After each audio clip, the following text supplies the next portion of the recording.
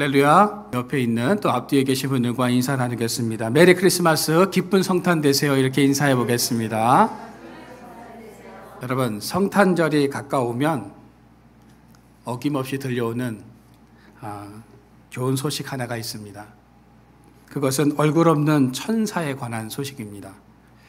벌써 25년째 전주 노성동 주민센터 근처에 이웃을 도우라며 성금을 두고 간 얼굴 없는 천사가 올해도 찾아왔습니다. 경기가 좋지 않아서 올해는 못 올 수도 있겠다라고 대부분 그렇게 생각하고 있었는데 올해도 찾아와서 많은 사람들의 가슴을 따뜻하고 훈훈하게 해주고 있습니다. 얼굴 없는 천사가 지금까지 후원한 성금이요 무려 10억 4천만 원 이상이 된다고 합니다. 개인 혼자서 한 금액입니다. 참 대단하지 않습니까? 여러분, 아직도 우리 주변에는 이런 따뜻한 사랑의 마음을 가지고 있는 사람들이 존재를 합니다. 그런데 성경에도 이런 따뜻한 사랑의 마음을 가지고 계신 분이 계시죠. 누구이십니까? 우리 하나님이십니다. 여러분, 성탄절이 어떤 날입니까? 하나님께서 나를 사랑하시고 나를 구원하기 위해서 아기 예수님을 낮고 낮은 이 땅에 보내신 날, 그 하나님의 사랑을 확인할 수 있는 날이 바로 이 성탄절입니다. 또한 갈등과 분열, 미움과 투쟁을 물리치시고 평화의 왕으로 오신 예수님을 찬양하는 날이 바로 성탄절입니다. 우리는 이 성탄절을 다른 말로 뭐라고 부르죠? 크리스마스라고 부르기도 합니다. 여러분, 이 크리스마스가 어떤 뜻인지 아십니까? 이 크리스마스는 합성어인데요. 크라이스트라고 그리스도와 마스라고 하는 예배와 미사, 이게 합쳐진 말입니다. 다시 말해서 크리스마스는요, 예수 그리스도께 예배, 경배 드리는 날이라는 뜻을 가지고 있습니다. 그런데 언제부터인가 예수님 대신에 산타크로스와 선물, 또 화려한 장식들이 예수님의 자리를 차지해 버리고 말았다는 겁니다. 영국의 크리스천 투데이에 따르면 호텔스닷컴이 여론조사 기관에 의뢰해서 약 2,000명의 성인을 상대로 해서 설문조사를 실시했습니다. 그 결과 크리스마스가 어떤 날인지 잘 알지 못하는 이들이 10명 중에 4명이었고 크리스마스의 이미지는 산타나 눈사람, 술록 등으로 대체되고 있다는 설문조사 결과가 나왔습니다. 예수님의 탄생과 마리아와 요셉에 대해서 알지 못한다는 응답이 37%나 되었다고 합니다. 우리나라 설문조사에서도 크리스마스에 떠오르는 것이 무엇이냐라는 이 질문에 크리스마스 캐롤이 연상된다라고 대답한 사람이요 33%였습니다. 산타클로스와 선물이라고 대답한 사람이 22%였습니다. 크리스마스 파티가 연상된다고 말한 사람들이요 21%나 되었습니다. 그리고 예수님이라고 대답한 사람이 몇 퍼센트요? 17%밖에 되지 않았다고 합니다. 크리스마스는 당신에게 어떤 의미로 다가오나요? 라는 질문에는 가족과 연인과 함께 소중한 시간을 갖는 날, 소외된 이웃을 돕는 날, 세계적으로 즐기고 노는 축제의 날이라고 대답했다고 하죠. 여러분, 크리스마스가 은연중에 예수님 대신 가족들과 식사하고 가족들과 여행을 하고 연인들과 친구들끼리 일탈하는 날로 바뀌어져 버렸다는 겁니다. 예수님의 오심을 기뻐하고 예배 드려야 하는 이 성탄절날 세상 사람들은 광란의 축제를 벌이고 있다는 거죠. 우리에게 이런 사실은 참 충격이 아닐 수 없다는 겁니다. 그런데 이런 일이 구약 당시에 있었다면 여러분 믿으시겠습니까? 하나님께 예배 드려야 하는 백성들이 예배가 아니라 광란의 축제를 벌였던 일이 구약에 등장을 합니다. 출애굽기 32장 6절입니다. 우리가 같이 한번 말씀을 읽어보도록 하겠습니다. 시작. 이튿날에 그들이 일찍이 일어나 번제를 드리며 화목제를 드리고 백성이 앉아서 먹고 마시며 일어나서 뛰놀더라. 여러분, 출애굽기 32장은요, 이스라엘 백성들이 하나님께 예배 드린 것이 아니라 금송아지를 만들어 놓고 광란의 축제를 벌였다고 기록하고 있습니다. 이스라엘 백성들은 430년 동안 애굽에서 노예 생활을 했죠. 그러다가 하나님께서 그 백성들을 해방시키셨습니다. 그들은 죽음의 위기에서 홍해를 건너는 기적을 경험했고 물도 없고 농사를 지을 수 없는 광야에서 매일매일 하나님께서 공급해 주시는 만나와 메추라기를 먹으면서 살았습니다. 물이 필요하면 하나님께서 반석에서 물을 내어 주셨습니다. 낮에는 구름기둥, 밤에는 불기둥으로 하나님께서 이스라엘 백성들을 인도하여 주셨죠. 하나님은 매일 눈에 보이는 기적을 통해서 그들을 먹이시고 보호해 주셨을 뿐만 아니라 그들을 인도해 주셨습니다. 그런데 기적이 일상이 되다 보니 이스라엘 백성들은 하나님의 은혜를 망각해 버렸습니다. 이스라엘 백성들은 이런 하나님을 배신하고 금송아지를 만들어서 숭배할 뿐만 아니라 광란의 축제를 벌였다는 거죠. 여러분, 이스라엘 백성들이 금송아지를 만들고 광란의 축제를 벌인 것이 무엇이 문제인가? 한 번쯤 그럴 수도 있지라고 생각하실 수도 있을 겁니다. 그러나 이 행위는요, 하나님 자체를 부인하는 행동이며 지금까지 베풀어 주셨던 하나님의 은혜를 망각하는 배신 행위였다는 겁니다. 출애굽기 32장 6절에 보면 뛰놀더라 라는 그런 표현이 나옵니다. 뛰놀더라 라고 번역된 차크라는 말은요, 일반적으로 교제, 친교라는 그런 뜻을 가지고 있는데요, 간혹 애무하다, 성적으로 즐기다 라는 그런 의미를 가지고 있습니다. 즉 이스라엘 백성들은요, 우상 앞에서 음란한 성적인 추태를 지금 보이고 있다는 거죠. 오늘 우리가 읽지는 않았지만 25절 말씀해 보시면 방자하니라는 그런 표현이 나옵니다. 방자하니를 원어의 의미로 보면 해방하다, 고삐가 풀리다, 발가벗다라는 그런 의미를 가지고 있습니다. 즉 이스라엘 백성들이 금송아지를 만들어 놓고 그들은 발가벗은 채 성적으로 타락한 광란의 축제를 벌였다는 겁니다. 여러분, 왜 제가 성탄절에 이런 말씀을 드리냐 하면 오늘날 전 세계의 젊은 청소년, 청년들이 이 크리스마스를 광란의 축제쯤으로 인식하고 있다는 겁니다. 여러분, 지구촌의 3대 축제 중 브라질의 리우 카니발을 아실 겁니다. 이 브라질의 축제는 부활절을 50일 앞두고 열리는 축제입니다. 이는 중세 프랑크 왕국 이후에 기독교 국가에서 사순절 기간에 행해진 금식의 고단함을 위로하기 위해서 사순절 앞서 벌였던 축제였습니다. 즉 사순절 기간 동안 금식을 해야 하니까 금식하기 전에 제대로 한번 먹고 마시면서 마음껏 즐겨보자는 겁니다. 그래서 생겨난 카톨릭 국가의 축제가 바로 카니발입니다. 그런데 이 카니발 축제가 오늘날 얼마나 타락했는지 모릅니다. 카니발 축제뿐만 아니라 지구촌 곳곳에서 열리는 축제의 이면에는 이 같은 성적인 타락이 존재하고 있다는 거죠. 이처럼 사순절뿐만 아니라 예수님의 나심을 축하해야 할 성탄절을 우리가 기억하고 주님께 예배를 드려야 하는데 그 의미는 퇴색해버리고 세상 사람들은 광란의 축제를 벌이고 있다는 것입니다. 그렇다면 우리는 이 성탄절을 어떻게 보내야 하는 것일까요? 오늘 본문을 통해서 우리는 성탄절을 어떻게 맞이해야 하는가에 대해서 몇 가지로 알아보면서 같이 은혜를 나누고자 합니다. 첫째는 성탄절을 기쁨으로 맞이해야 합니다. 누가복음 2장 10절 말씀입니다.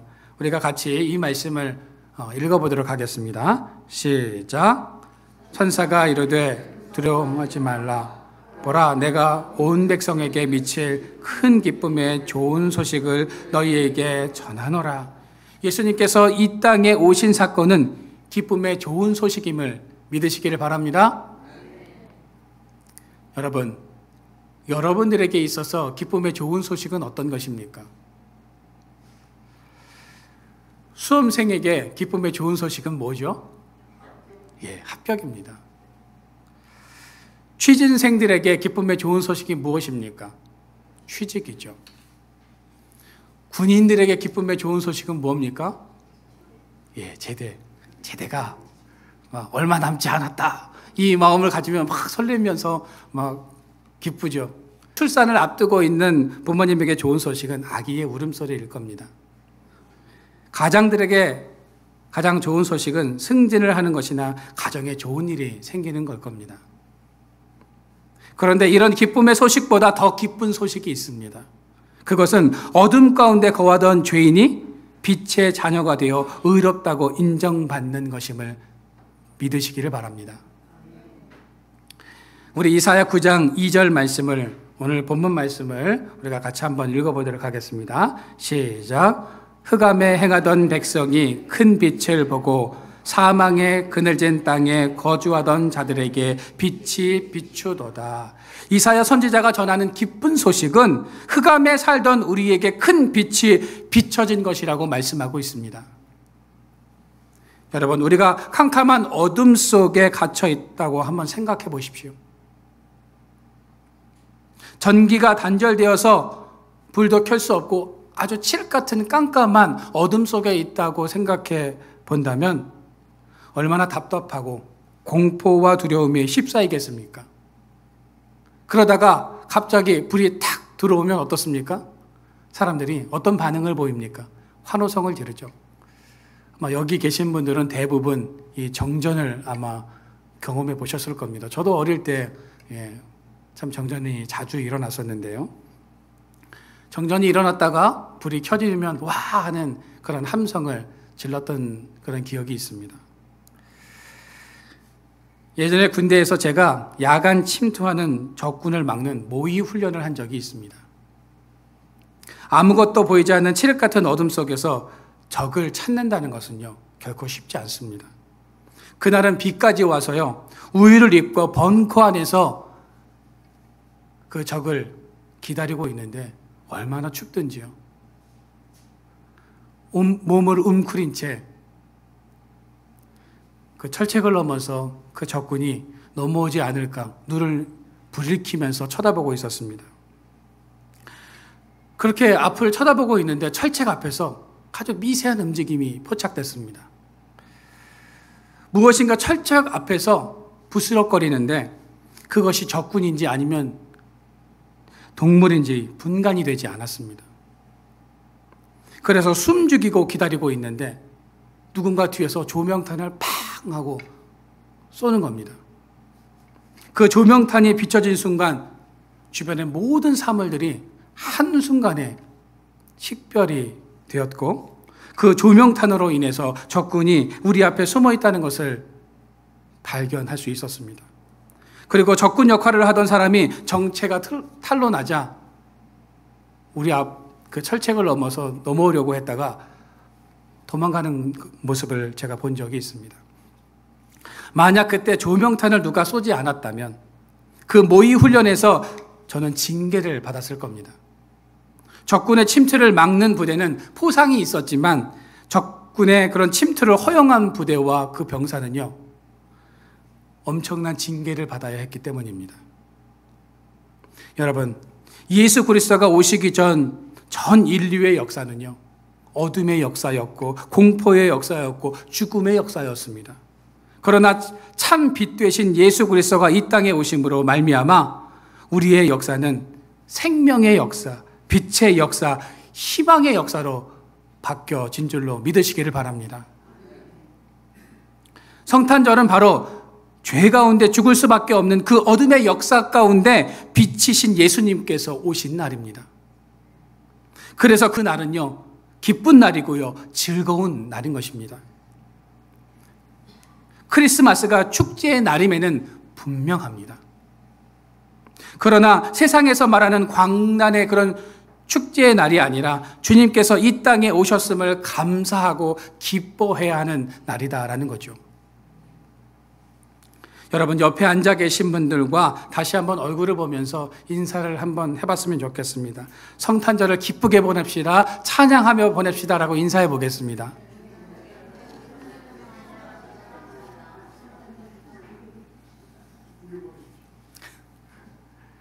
찬송가 115장 가사에 보면 이런 내용이 나옵니다. 기쁘다고 주 오셨네, 만 백성 맞으라, 온 교회여 다 일어나, 다 찬양하여라, 다 찬양하여라, 다 찬양하여라.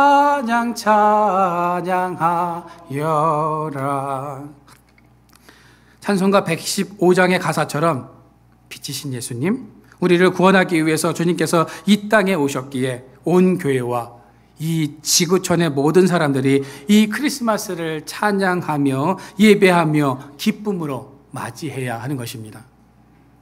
여러분, 바라기는 우리 안에 어둠과 슬픔, 절망과 낙심을 몰아내고 성탄절을 기쁨으로 맞이하시고 또 기쁜 마음으로 보낼 수 있는 저와 여러분들의 삶이 되어지기를 주님의 이름으로 축원드립니다. 마지막 두 번째로 평화를 선포하며 맞이해야 합니다. 우리가 6절 말씀을 한번 보도록 하겠습니다. 우리 같이 한번 읽어보겠습니다. 시작. 이는 한 아기가 우리에게 낳고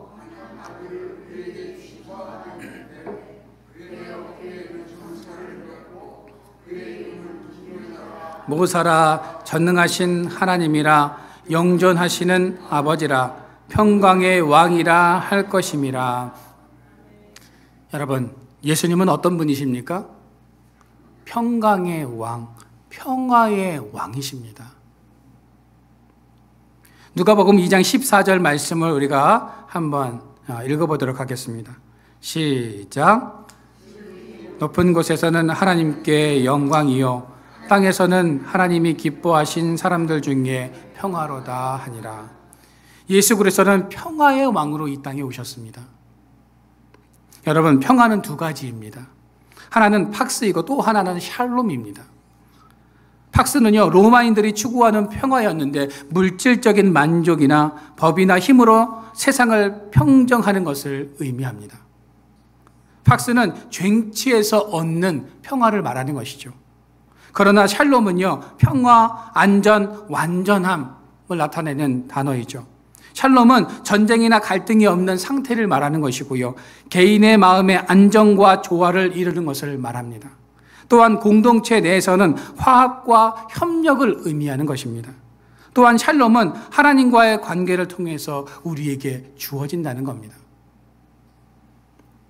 여러분들은 지금 어떤 평화 가운데 살아가고 계십니까? 쟁취하여 얻은 평화는 진정한 평화가 아니라는 거죠. 여러분, 바라기는 하나님과의 깊은 이 관계를 통해서 우리에게 주어지는 내적, 외적인 평안과 평화를 누리며 살아가시기를 바랍니다. 철학자 파스칼은 인간의 마음속에는 커다란 구멍이 뚫려 있는데 그 구멍을 세상의 쾌락과 물질로는 채울 수 없다고 말을 합니다. 그 구멍 뚫린 빈자리에 하나님을 모실 때만 채울 수 있고 참 평안을 얻을 수 있다라고 말을 했습니다. 여러분, 예수님은 하나님과 우리의 관계에 평화를 주시기 위해서 오셨고 또한 이 땅에 평화를 건설하러 오셨습니다. 예수님께서는 그 화해자의 역할, 그 평화의 역할을 감당하기 위해서 이 땅에 오셔야만 했던 것입니다. 그런데 우리는 여전히 분쟁과 전쟁 가운데 있습니다. 이 지구촌에는 아직도 분쟁과 분열로 고통받고 있는 이웃들이 참 많다는 거죠. 우크라이나 러시아 전쟁, 이스라엘과 하마스 전쟁 등 수많은 전쟁과 분쟁으로 고통받는 모든 이들에게 속히 이 평화가 임하기를 소망합니다. 또한 지진과 홍수와 가뭄, 올해 이런 재해들이 참 많았는데 이런 재해로 가족들과 재산과 일터를 잃고 슬픔 속에 잠겨있는 이들에게도 새로운 희망을 품게 하시는 하나님의 위로하심과 평안이 함께 하시기를 바랍니다. 특히 우리나라 정치권에도 다툼과 분쟁과 분열이 아닌 평화가 이루어지기를 바랍니다. 12월 3일 비상계엄 선포가 있었고요. 14일 국회 탄핵 의결로 야기된 정치권의 문제는 우리 사회 전체의 불안과 갈등을 불러왔고 경제, 외교 등 사회 전반에 걸쳐 큰 혼란을 야기시키고 있습니다. 바라기는 이 성탄절에 예수 그리스도의 마음으로 속히 갈등과 불신이 다 치유되고 참된 기쁨과 평화가 우리나라 가운데 임하기를 바랍니다. 여러분, 전쟁을 연구한 학자들에 의하면 BC 3000년부터 AD 1950년까지 무려 14,500건의 전쟁이 있었다고 합니다.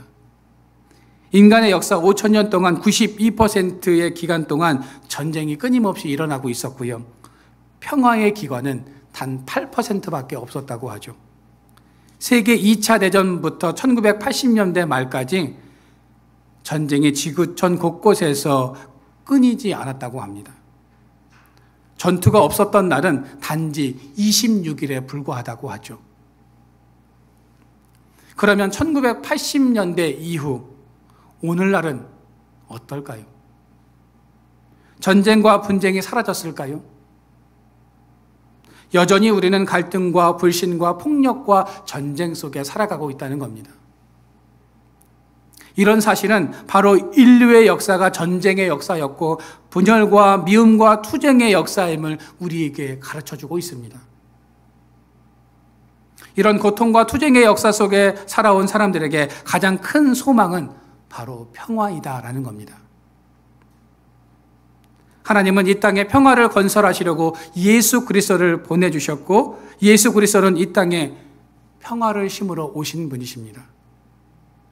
그러므로 예수 그리스도를 믿는 그리스도인들은요, 이념의 갈등, 빈부의 갈등, 지역 민족의 갈등, 세대 간의 갈등, 갈등과 분열이 팽배한 이 세상에 평화를 선포하며 평화를 만들기 위해서 살아야 하는 사명이 우리에게 있다는 것입니다. 여러분, 바라기는 여러분들이 이 땅에 평화를 만들어가는 성도들이 되시기를 바랍니다. 예수님은 완전한 사랑과 영원한 생명과 참된 평화를 주시기 위해서 이 땅에 오셨습니다. 기쁨의 좋은 소식을 전하기 위해서 이 땅에 오셨고 어둠뿐인 역사 속에서 빛으로 오셨습니다. 성탄절인 오늘 이 예수님의 사랑과 평화가 어둠 가운데서 갈등하고 분열하고 있는 모든 지구촌에 있는 사람들에게 선포되어져서 이 땅에 참 기쁨과 평화로 넘쳐나게 되어지기를 주님의 이름으로 축원드립니다.